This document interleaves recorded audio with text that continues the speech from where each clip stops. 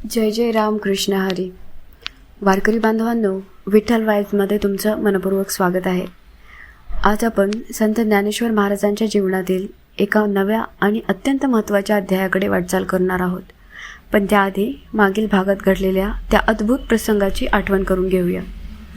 मागील भागात आपण पाहिलं की पैठणच्या धर्मसभेत संत ज्ञानेश्वर महाराजांना त्यांच्या ज्ञानाची आणि श्रद्धेची कठोर परीक्षा द्यावी लागली. काही धर्मपंडितांनी त्यांच्या तत्त्वज्ञानाची थट्टा करत त्यांना अशक्य वाटणारं आव्हान दिलं. ते म्हणाले, जर प्रत्येक जीवांमध्ये एकच परमात्मा वास करत असेल तर या रेड्याच्या मुखातून वेद वदवून दाखवा. हे आव्हान ऐकून सभागृहात उपस्थित असलेले अनेक लोक हसू लागले. त्यांना वाटलं, आता या लहान वयाच्या संतांचा पराभव निश्चित आहे. पण संत ज्ञानेश्वर महाराजांच्या चेहऱ्यावर राग नव्हता, अपमानाची भावना नव्हती. त्यांच्या मनात होती फक्त गुरुवरील श्रद्धा आणि विठ्ठलावरील अखंड विश्वास. त्यांनी प्रथम आपल्या गुरु संत निवृत्तीनाथांचे स्मरण केले, त्यांच्या चरणी मनोमन वंदन केले आणि शांतपणे त्या रेड्याकडे चालू लागले. ज्ञानेश्वर महाराजांनी प्रेमाने त्या रेड्याच्या कपाळावर हात ठेवला. त्या स्पर्शात अहंकार नव्हता, चमत्कार दाखवण्याची इच्छा नव्हती. होती ती फक्त प्रत्येक जीवामध्ये वसणाऱ्या परमात्म्याची अनुभूती. वारकरी परंपरेनुसार त्या क्षणी त्या रेड्याच्या मुखातून वैदिक मंत्राचा गंभीर घोष उमटला. संपूर्ण धर्मसभा स्तब्ध झाली. काही क्षणांपूर्वी उपहास करणारे विद्वानही आश्चर्यचकित झाले. अनेकांच्या डोळ्यातून पश्चातापाचे अश्रू आले. मात्र संत ज्ञानेश्वर महाराजांनी त्या घटनेचं श्रेय स्वतःकडे घेतलं नाही.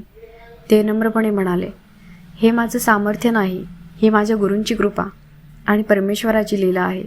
प्रत्येक जीवामध्ये तोच परमात्मा वास करतो, म्हणून कोणताही जीव तुच्छ नाही. वारकरी बांधवांनो, हा प्रसंग केवळ एका चमत्काराची कथा नाही, तर मानवतेचा, समतेचा आणि करुणेचा अमर संदेश आहे. पण या घटनेनंतर पुढे काय झालं? धर्मसभेनं संत ज्ञानेश्वर महाराजांना आणि त्यांच्या भावंडांना समाजात स्थान दिलं का? विद्वानांनी आपली चूक मान्य केली का? आणि या ऐतिहासिक घटनेनंतर संत ज्ञानेश्वर महाराजांच्या जीवनाला कोणतं नवं वळण मिळालं? या सर्व प्रश्नांची उत्तरं आपण जाणून घेणार आहोत आजच्या एपिसोड 15 भाग 8 मध्ये. जय जय राम कृष्ण हरी. रेड्याच्या मुखातून वैदिक मंत्राचा घोष झाल्यानंतर जणू काळच काही क्षणासाठी थांबला. धर्मसभेत उपस्थित प्रत्येक व्यक्ती स्तब्ध होती. काही वेळापूर्वी उपहास करणारे विद्वान आता एकमेकांच्या चेहऱ्याकडे पाहत होते. कोणाच्या हातातील पोथी खाली पडली होती, कोणाचे डोळे विस्फारले होते, कोणाच्या ओठांवर शब्दच उरले नव्हते. संपूर्ण सभागृहात अशी शांतता होती की जणू प्रत्येकजण स्वतःच्या अंतःकरणाचा आवाज ऐकत होता. रेडा मात्र शांतपणे उभा होता. ज्ञानेश्वर महाराजांनी त्याच्या पाठीवर प्रेमाने हात फिरवला. ते म्हणाले, यालाही वेद कळले नाहीत तर वेदांमधील परमात्मा प्रकट झाला. हे शब्द ऐकताच अनेक विद्वानांच्या डोळ्यात पाणी आले. धर्मसभेतील सर्वात ज्येष्ठ विद्वान हळूहळू आपल्या जागेवरून उठले. त्यांनी ज्ञानेश्वर महाराजांकडे पाहिले. त्यांच्या चेहऱ्यावर पश्चाताप स्पष्ट दिसत होता. ते पुढे आले आणि संत ज्ञानेश्वर महाराजांसमोर नम्रतेने हात जोडले. ते म्हणाले, बाळा, आज आम्ही तुझी परीक्षा घ्यायला बसलो होतो, पण प्रत्यक्षात परीक्षा आमच्या श्रद्धेची झाली. आमचं ज्ञान मोठं होतं, पण तुझी अनुभूती त्याहूनही मोठी ठरली. दुसरे विद्वान पुढे आले. त्यांनी निवृत्तीनाथांच्या चरणी मस्तक टेकवलं. आम्ही तुमचा अपमान केला, आम्हाला क्षमा करा. सभागृहातील वातावरण पूर्णपणे बदललं.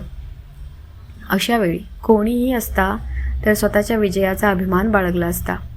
पण संत ज्ञानेश्वर महाराज वेगळे होते. त्यांनी तत्काळ सर्व विद्वानांना नमस्कार केला आणि शांतपणे म्हणाले, क्षमा मागण्याची गरज नाही. आपण सर्वजण सत्याचा शोध घेणारे आहोत. सत्याचा विजय झाला, कोणाचा पराभव झाला नाही. हे ऐकताच अनेकांच्या डोळ्यात अश्रू तरळले. ज्ञानेश्वर पुढे म्हणाले, अहंकारामुळे माणूस दुसऱ्याला कमी लेखतो, पण ज्ञानामुळे प्रत्येकामध्ये परमेश्वर दिसू लागतो. धर्मसभेची बातमी क्षणात संपूर्ण पैठणभर पसरली. लोक घराबाहेर पडू लागले. ज्यांनी काही दिवसांपूर्वी या 4 भावंडाकडे संशयानं पाहिलं होतं, तेच आता त्यांच्या दर्शनासाठी रांगा लावू लागले. महिला मुक्ताबाईंचे आशीर्वाद घेऊ लागल्या. लहान मुलं ज्ञानदेवाच्या मागे धावू लागली. सोपानदेवांकडे लोक आदराने पाहू लागले. निवृत्तीनाथांना लोक गुरुदेव म्हणू लागले. ज्यांच्या दारात या भावंडांना प्रवेश नव्हता, त्याच दारातून आता त्यांना सन्मानाने आमंत्रण मिळू लागलं. अनेक लोक म्हणत होते, हे बालक असामान्य आहेत, त्यांच्यात परमेश्वराचं तेज आहे. पण ज्ञानेश्वर महाराज प्रत्येक वेळी एकच उत्तर देत, मी संत नाही, मी फक्त माझ्या गुरूंचा शिष्य आहे. ते प्रत्येक यशाचं श्रेय निवृत्तीनाथांना देत.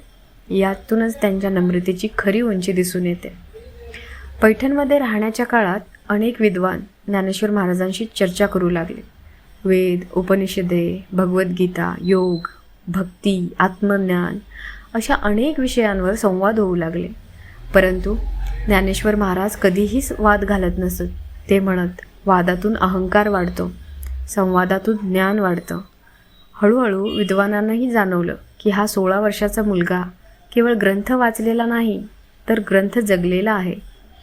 वारकरी बांधवांनो, पैठणमध्ये घडलेली ही घटना फक्त एका संताचा विजय नव्हता.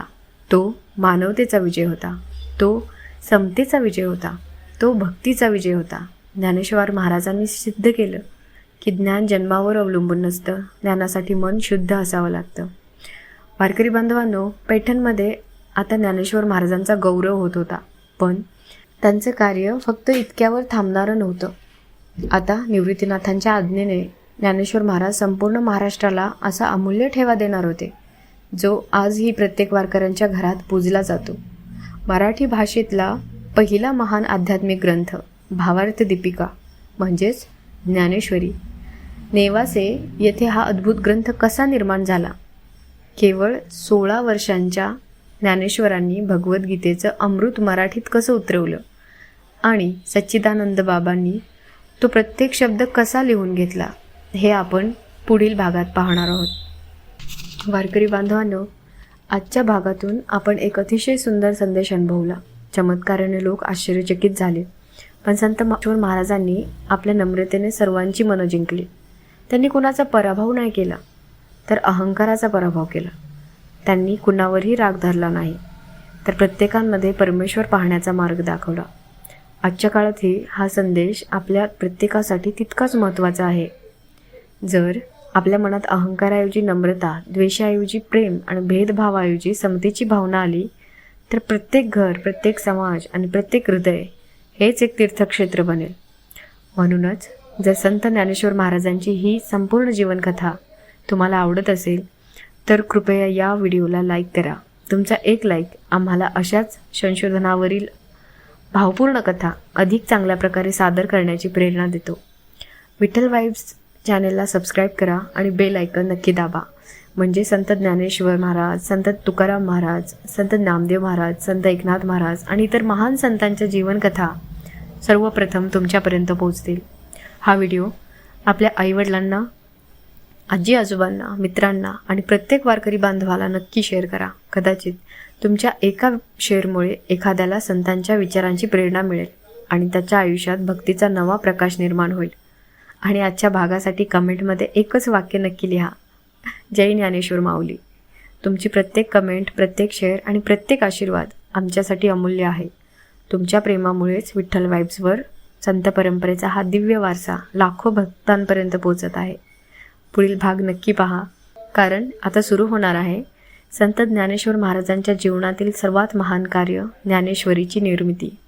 तोपर्यंत रामकृष्ण हरी.